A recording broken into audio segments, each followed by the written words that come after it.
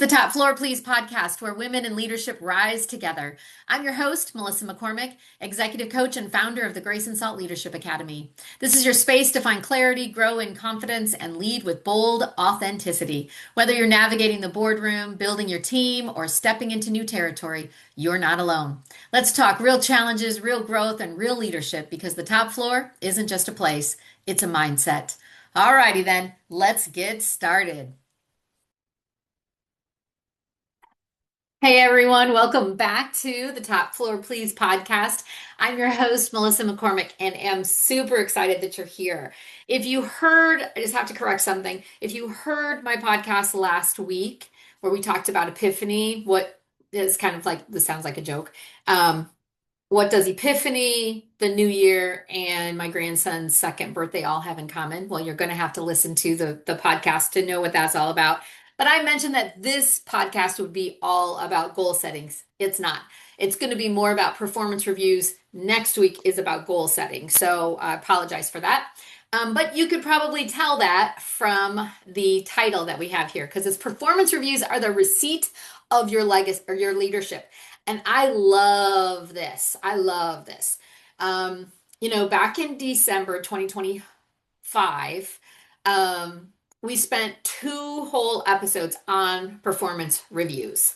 We talked about how to lead the conversation with grace and salt. We also talked about how to reflect on your own growth when you're on the receiving end of a performance review. Okay. Right. So, because sometimes those can sting. So today, though, I want to take the conversation just a little bit higher because performance reviews aren't just about a meeting. They're not just about filling out a form, and they're definitely not just a January task. Performance reviews are the receipt of your leadership. What do I mean by that? What do I mean by that? Well, I'm about to tell you. There's something that I often say in coaching, and it's not always comfortable to hear, but most of us can resonate with it. And that is this: if someone is surprised by their performance review, leadership went quiet somewhere along the way. Like there, you should never be surprised. When you go into a performance review, you really should have a good feel on how it's going to go. When you go into a performance conversation, maybe it's not the official review, but you have a performance conversation that is negative, there should never be a surprise. You should never be blindsided. And if you are, something went quiet along the way. And so that doesn't mean that our leaders had bad intentions, not at all. Most leaders are busy, most leaders are well-meaning, and most leaders are focused on results. Absolutely. But when expectations aren't clear, or feedback is delayed, that's a big one, or difficult conversations are avoided, performance reviews become heavier than they need to be. And I come from this with experience, right? Not only from hearing it, but also giving them, where maybe I waited a little too long. And so then because I waited, it's like, I lost my opportunity to recorrect or correct and redirect.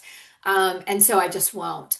Or I've been, in my book, Grace and Salt, I talk about beating around the bush and not being direct in your communication. So having difficult conversations, sometimes we just kind of skirt around it because those of us who are a disc style of an I or an S, we don't want to hurt the other person's feelings. And it's not that the D's or the C's want to hurt other people's feelings. That's not it either. They just don't have a problem with saying something a little bit more direct that needs to be said. So when we don't set our expectations as being clear, or in this case, feedback's delayed, or that difficult conversation is avoided, that's when our performance reviews become much, much heavier because the other person, you feel like you're blindsiding that other person. And that is not, I'm sure that's not your intent. But we typically kind of shy away from performance reviews, and especially in today's world. And I talked a little bit about this, I think, in the podcast that I did last fall, and that is that with our automation of performance reviews, where they are automated and you have to sign it digitally, it lends to that person who, to the leader who's uncomfortable with giving them and to the person who's uncomfortable receiving them. It leads it to, you know what, we'll just sign it electronically and we'll circle back to it later when we all know that that won't happen.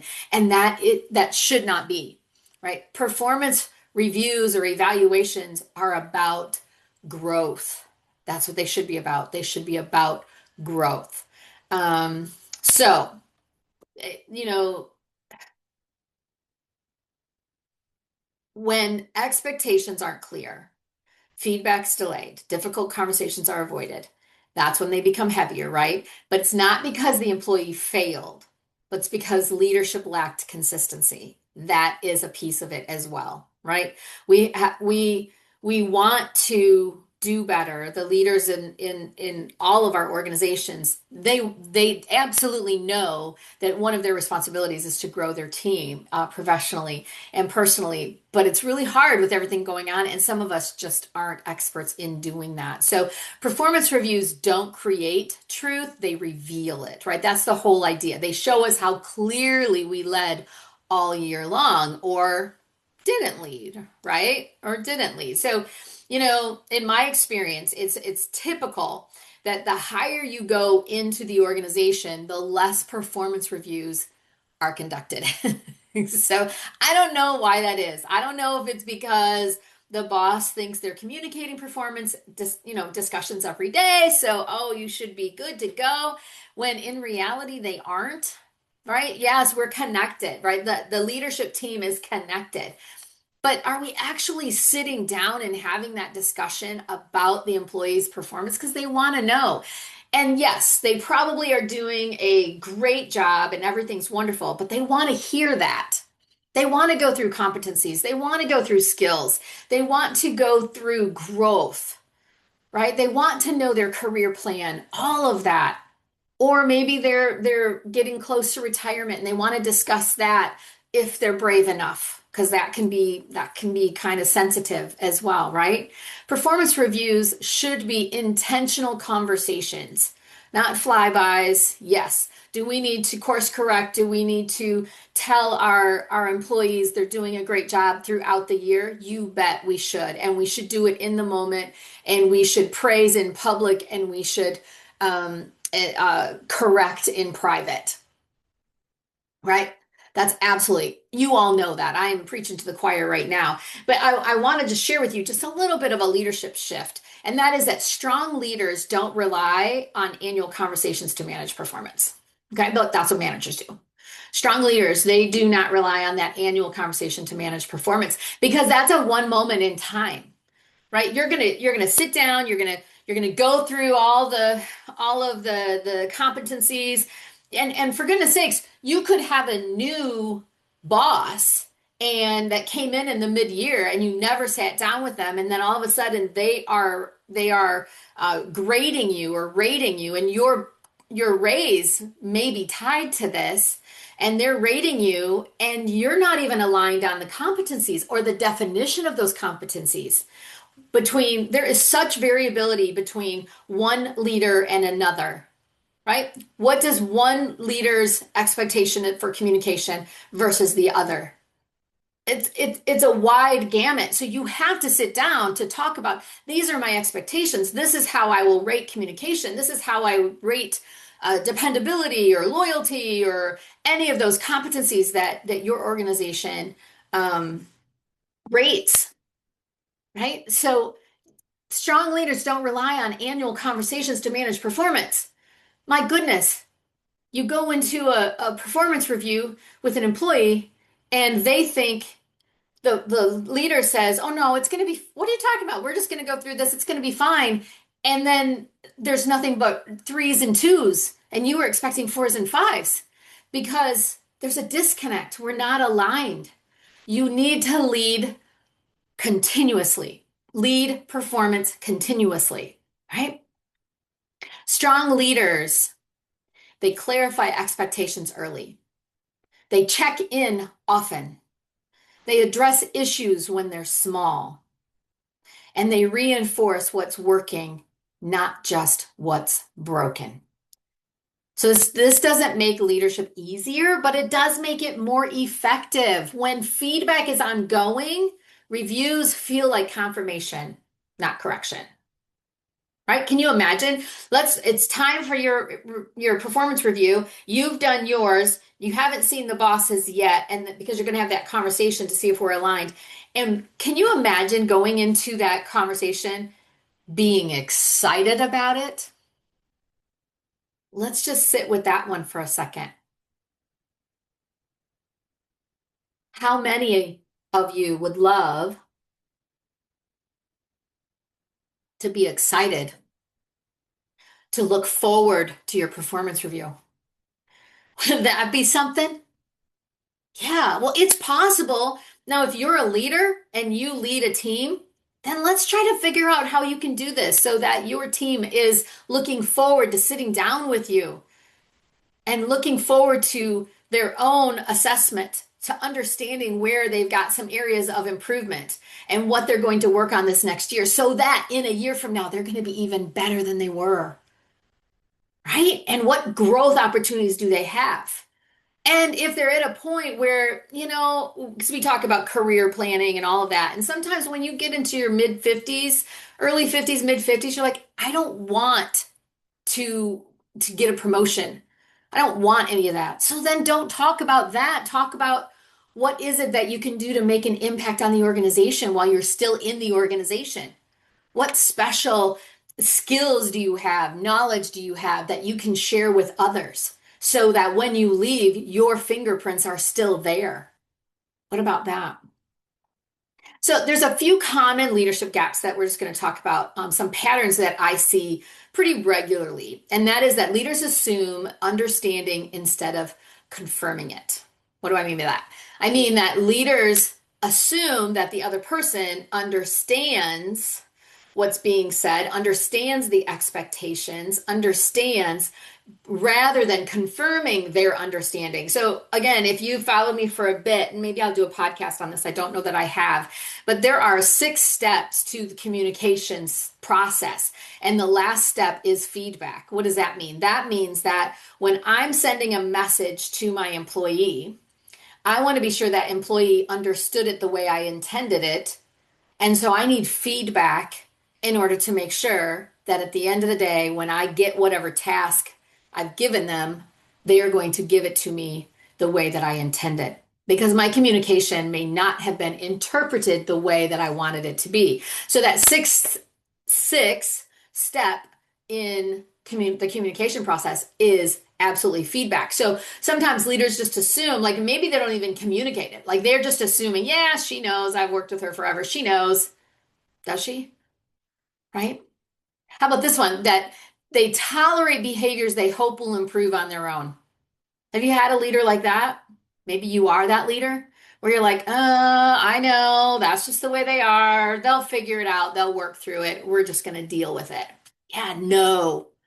How about this one? They delay feedback because they don't want to disrupt momentum, or maybe they don't know what to say, or maybe they don't know how to say it so that it lands the way they intend. And so they don't say it. Right. So they delay the feedback. And then pretty soon they delay it so far. It's like, well, what's the point? This happened like 2 weeks ago, 2 months ago, 6 months ago. I've lost the opportunity. Yeah. So then January arrives. Okay. Are you on this? Are you on this boat with me here? Suddenly, what was manageable all year feels tense and emotional, right? The tension didn't start in January. It accumulated quietly. Okay. So as I just kind of wrap up this performance um, discussion here, before your next performance conversation, I want you to ask yourself this. What did I see that I didn't address? Where did I avoid clarity because it felt uncomfortable? How often did I reinforce expectations, not just react when things went wrong? What did I see that I didn't address? Write that down. Where did I avoid clarity because it felt uncomfortable? Right? So you're going to write these things down, whether and when it's relating to the person and to the role, But also, I would add that maybe you should ask these questions weekly and see if there's a trend. See if there's a certain person that you're uncomfortable sharing, redirecting or correcting them because maybe you don't know how they're going to respond, or maybe they're a strong personality and you think they're going to bulldoze you, whatever it might be. But pay attention to some trends so then you personally then can improve your performance as a leader by helping them improve theirs and then stretching you outside of your own comfort zone. So again, those questions are this: what did I see that I didn't address? Where did I avoid clarity because it felt uncomfortable? And how often did I reinforce expectations, not just react when things went wrong? See, these aren't questions of blame. I'm not saying that you're doing things wrong, but these are questions of leadership maturity. That's what this is all about. So I want you to pause here. I don't want you to multitask. I want you, if you're driving, just put this on pause and catch up with it later. But I want you to ask yourself this. If I were reviewing my leadership this year, what patterns would show up? Okay, so I want you to do your own performance evaluation. If I were reviewing my leadership this year, what patterns would show up? Performance reviews aren't about judgment, they're about alignment. Let's remember that. Not about judgment, they're about alignment. And alignment isn't created once a year in one specific moment, in one specific snapshot. It's built one conversation at a time. All right. Thank you so much for hanging out on the top floor. If today's episode gave you something to think about, share it with a leader that you admire, somebody that you know, somebody in your world that could benefit from it. I'd love that. And if you're ready to rise, find your voice, lead with clarity and confidence, we'd love to connect with you. Visit graceandsaltleadership.com to learn how Grace and Salt can support your leadership journey. And just remember this, you don't have to lead like everyone else. Just lead like you. All right, everyone, have a wonderful day, and I'll see you next time. Thanks so much for hanging out on the top floor. If today's episode gave you something to think about or a little boost, share it with your friends to keep the momentum going. And hey, if you're ready to rise, find your voice, and lead with clarity and confidence, we'd love to connect with you. Reach out at graceandsaltleadership.com to learn how Grace and Salt can support your growth. Remember, you don't have to lead like everyone else, just lead like you. All right, I'll see you next time on the top floor.